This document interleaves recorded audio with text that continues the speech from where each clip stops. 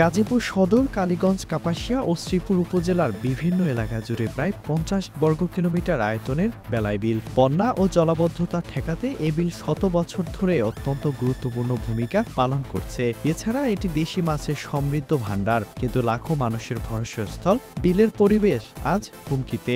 একদিকে ভূমিক্ষেপ কোম্পানি ও ব্যক্তিদের দখল, অন্যদিকে শিল্প কারখানাগুলোর বর্জ্যে প্রাণ হারাচ্ছে এ বিল। কার্তিক অগ্রহায়ণ মাস আসলে পানি নিচের দিকে যাওয়া ধরে। কারণ পুষ মাস আসলে আমরা জমি চাষাবাদ করি।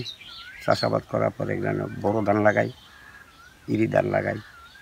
বৈশাখ চৈত্র মাসের শেষ, বৈশাখের প্রথম দিয়া ধান কাটা লাগে, ধান কাটি। এরপরে পানি যখন বাড়া শুরু করে, জ্যৈষ্ঠ আষাঢ় মাস আসলে ট্রলার চলে, নৌকা চলে, নৌকা দিয়ে এদিক সেদিক যায় মানুষ। আয়ের একটা উৎস। কলকারখানার যে দূষিত পানি, বজ্র, এগুলি আমাদের এই নালা দিয়া, নদী দিয়া আইসা এই আমাদের এই মাছটাকে নষ্ট করে দিছে, ক্ষেতের ফসল নষ্ট করে দিছে। এই বজ্রের কারণে কচুরি পানায় আমাদের এই বেলাইটাকে ধ্বংস করে দিছে। আমরা এখন খুব অসহায়ের মধ্যে দিন যাপন করছি।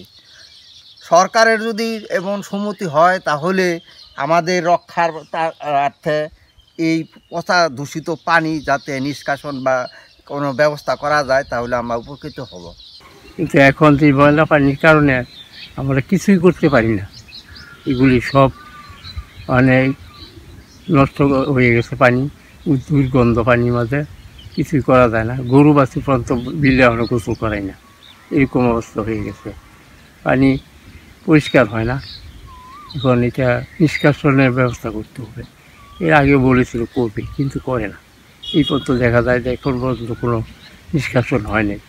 তো গার্মেন্টসের ভিতর থেকে পানি দিয়ে আসে। এই ঈদে জামা জুতো অ্যাক্সেসরিজের ডিসকাউন্ট। শিল্প কলকারখানার তরল বর্জ্য প্রতিনিয়ত দূষিত করছে চিলাই নদীর পানিকে। এই দূষণের প্রভাব পড়ছে বেলায় বিলের জীববৈচিত্র্যের ওপর। এতে একদিকে কমছে কৃষি নির্ভর জমির পরিমাণ, অন্যদিকে বাড়ছে পরিবেশ দূষণের ঝুঁকি। পুরা পানি ভালো ছিল, মানুষ গোসল করতো, খাইতো। এখন বর্তমানে এই গরু গোসল করায় না। এখন বর্তমানে মাছের পোনাটা এখন থাকে না, মরে যায়। যুগে মাছ মেরে ভাত খাইতাম, সেই মাছ পচা পানি কারণ বসাতে মাছ একটাইও নেই, সব পয়সা গোবর হয়ে যায়। এখন তো শুকনা সিজন আমাদের এদিকে।